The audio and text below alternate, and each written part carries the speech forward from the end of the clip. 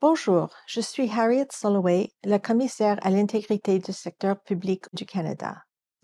Aujourd'hui, j'ai déposé un rapport sur un cas d'acte répréhensible à l'encontre de la Commission des libérations conditionnelles du Canada. À la suite d'une divulgation, nous avons lancé une enquête sur les allégations suivantes. Qu'un commissaire à la CLCC, nommé par le gouverneur en conseil pour prendre des décisions sur la mise en liberté sous condition des délinquants, aurait harcelé sexuellement plusieurs employés à de multiples occasions sur une période de 8 ans, et que la direction de la CLCC n'aurait pas pris de mesures suffisantes à l'endroit du comportement inapproprié. Notre enquête a révélé des éléments de preuve qui démontrent que, à plusieurs reprises sur une période de 8 ans à partir de 2014, le commissaire a fait des avances non désirées à 4 femmes qui travaillaient à un bureau régional de la CLCC. Ces instances comprennent des attouchements, des messages textuels et des appels téléphoniques obscènes et sexuellement suggestifs, un flirt opportun et persistant, des invitations personnelles non sollicitées et même un contact physique non désiré, c'est-à-dire un bec sur les lèvres lors d'un déjeuner de fête sur le lieu de travail. Une employée a raconté de nombreuses situations inacceptables, notamment le fait que le commissaire a posé ses mains sur les épaules de l'employée concernée alors qu'elle travaillait à son bureau, qu'il lui a demandé à plusieurs reprises d'aller dîner avec lui, ce qu'elle a refusé. Le commissaire a tenté de faire pression sur cette employée pour qu'elle ait une discussion privée sur le lieu de travail. Elle a pris peur et s'est cachée dans les toilettes, mais il l'attendait toujours lorsqu'elle en est ressortie. L'employé se souvient de trembler de peur. Il ne fait aucun doute que le commissaire a infligé humiliation et semé la peur, ce qui a causé un impact important.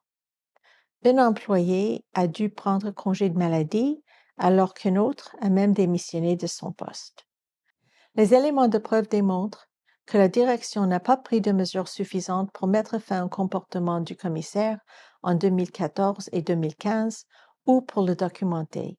En fait, les incidents ultérieurs ont été traités comme s'il s'agissait d'une première instance. La direction a banalisé l'inconduite du commissaire en lui conseillant de, et je cite, s'abstenir d'être trop amical avec les fonctionnaires. Dans 2 cas, la direction a informé les employés concernés que des mesures seraient mises en œuvre pour éviter ou réduire les contacts avec le commissaire.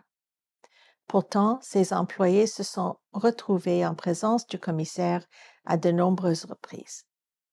En ne prenant pas des mesures suffisantes pour protéger les employés concernés et en ne documentant pas les incidents, la direction de la CLCC a commis un cas grave de mauvaise gestion et a causé un risque grave et précis pour la santé et la sécurité des employés. En fait, l'affectation du commissaire a pris fin en 2020 et, malgré son inconduite depuis 2014, il fut reconduit par le gouverneur en conseil pour un second mandat.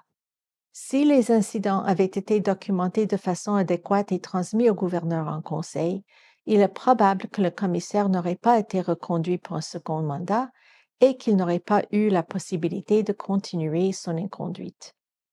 On ne devrait pas avoir à souligner qu'on doit se comporter de manière appropriée et traiter les autres avec respect. Lorsqu'une personne est en position d'autorité, elle a aussi un plus grand devoir de tenir les autres responsables de leurs actes et de protéger les personnes vulnérables.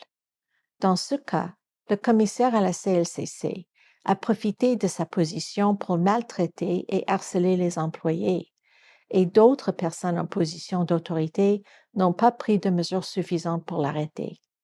J'aimerais souligner les actions de la personne courageuse qui a divulgué les actes répréhensibles qui ont conduit à cette enquête, qui a révélé que les autres personnes avaient également été affectées. Sans cette divulgation, l'inconduite du commissaire ainsi que les actes et omissions de la direction de la CLCC n'auraient peut-être pas été exposés.